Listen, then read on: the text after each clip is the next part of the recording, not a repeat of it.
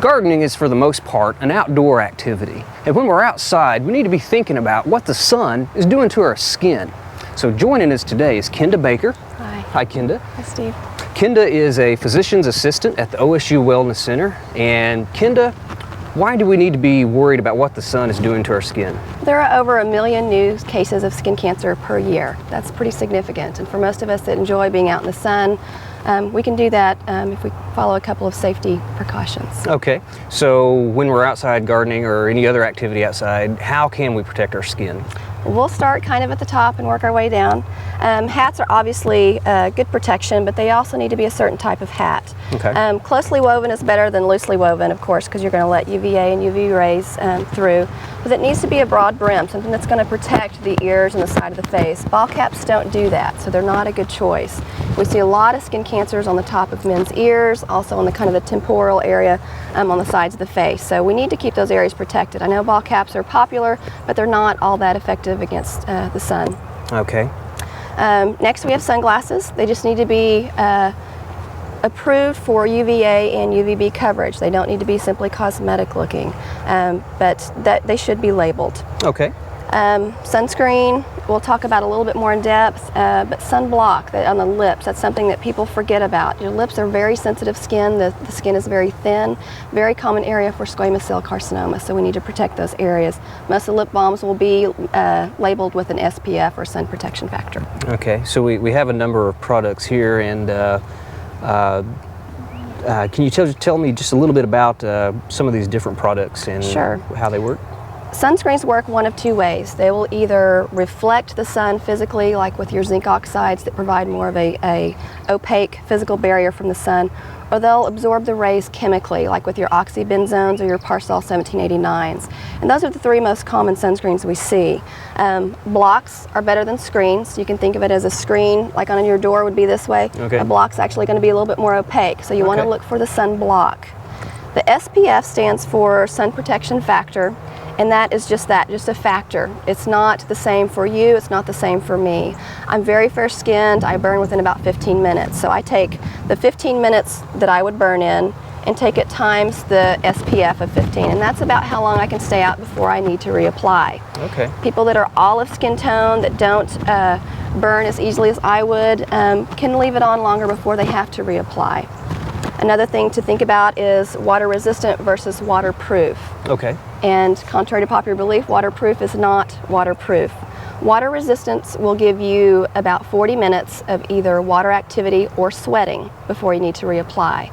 Waterproof will give you about 80 minutes before you need to reapply. Okay, so if we're out in the garden and we're really working hard and we're sweating and the sweat's just running off our face and off our nose, so we've got about 40 minutes. Got about 40 minutes if it's water resistant. Okay. If it's waterproof, you've got about 80. So Okay. you've got a little bit more leeway. So a couple of words to look for that'll actually get you more for your money. Okay. There are a lot of complaints against sunscreen. A lot of men did not grow up with it, and it's hard to get into the habit of using sunscreen. My husband thinks it feels goopy, or the whole outdoors sticks to him. Golfers and athletes don't like it. They're around the dirt, they're stuck to them. They don't like to use it in the first place and certainly don't want to reapply. They've come a long way with sunscreens, and there's a lot of different versions to choose from.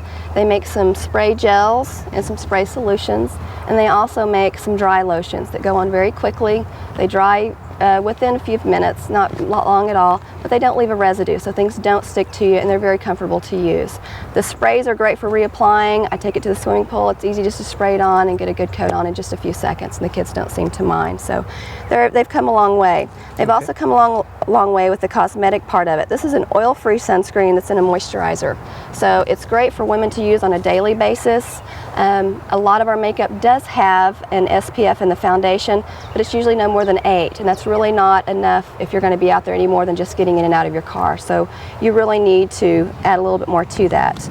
Okay. The SPF is additive in the sense that if you have an 8 in your foundation and you add a 15, you've multiplied your length and your strength. Okay. But you still need to reapply. So if the lotion or the makeup has the 8, you can just add that to your sunscreen. It's going to give you a little bit higher strength, especially if it's a different type of sunscreen. And it'll also give you a little bit longer life of your sunscreen. Okay, I have a question for you. If it's real cloudy outside, do we need to put on sunscreen? Probably more so than ever because one, you don't realize how much sun you're getting, and the UVA and UVB rays are independent of the sun, or of the cloud coverage that we have. So a lot of people get burned their worst on actually cloudy days. They just don't realize how much sun they've had. Okay. So it's important more than ever to use your sunscreen on those days. All right, so what if we're out gardening and we want to get a tan? What do you recommend? I have a lot of people that say, can you tan through a sunscreen? Well, yes you can, but the whole idea behind the sunscreen is that you don't get a tan. A tan is your body's way of saying that I've received sun damage. Melanocytes are what are responsible for the brown pigment in our skin. We obviously have varying degrees in different people, but the sun's rays will actually cause those melanocytes to send more to the surface to protect the skin from further damage. So the more tan you have, it just means that you've had too much sun. Exactly. So what I recommend is you do it the safe way, get your tan out of a bottle, and then use your sunscreen when you're out there, and you use a high SPF and use a block. Okay. This is a line called Fake Bake. We carry this at the OSU Wellness Center, and it's free to anybody that wants to use it. I mean, it's free to buy, excuse me. This is one that's more longer lasting. It'll last 1 to 2 weeks. You put it on with an overnight application, and it's just very convenient because it stays on long periods of time. This is more your quick, I forgot to do anything last night and I'd like to have a tan to wear those shorts today. This will only last about 3 or 4 days, so it's more of a last minute type thing. But great products, they don't give you the orange streakiness. I use them all the time. Very safe. They're more of a tan instead of the orangey streaky stuff we used to have, so okay. they're very cosmetically pleasing.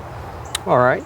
So if we've been gardening for a long time, maybe all our life, and we start to worry about skin cancer, what are some things that we can take note of on our skin? Any type of little red crusted areas or rough areas that are very small, especially on the face and the hands, are probably going to be your first signs of excessive sun damage. They're considered precancerous lesions and can lead to squamous cells later on. But any type of a bump, lump, nodule, crusted area that's not healing, even though it's not giving you any pain, needs to be examined. Skin cancers are not usually painful or give you any discomfort, so people ignore them for too long. Skin cancer is very easy to treat in its early stages, but it's when people ignore them and let them get larger or invade a certain territory of the face that it becomes cosmetically disfiguring to treat them. So prevention and early detection are the key with sun cancer. Okay, so any little pink or reddish area on our skin. Okay. If people are of the age where they didn't grow up with sunscreen, they're at a disadvantage. Most of our sun damage is done by the time we're 18 or 20. Really? That's one of the biggest pushes for sunscreen in our kids. If we can prevent them, they think we can decrease the risk of skin cancer by 80%. That's quite a bit. That's incredible. I didn't know that. So the people that are unfortunate enough not to have grown up with sunscreen already have a lot of sun damage, especially here in Oklahoma where we kind of have a lot of agriculturally based professions. They need to get in and get a baseline depending on their family history, depending on their skin type, and depending on the amount of sun exposure. They can give them a pretty good idea of when they need to come back, how often their follow-ups need to be. But again, cancer is something that in this field is so easy to treat that it's just too important to ignore. Sure. Okay. Well, I just want everybody to know that whenever we do our program, and I'm outside all the time, I don't have a hat on, but whenever I'm gardening, I always do wear my hat when I'm out in the yard or in the garden. Well, Kenda, thank you very much. I really appreciate you coming. I appreciate it. Telling us all about this. Happy to. We hope you enjoyed this video. It's part of our OK Gardening Classics YouTube channel. You can also find more recent videos on our Oklahoma Gardening YouTube channel. And join us on social media for great gardening tips, photos, and discussion.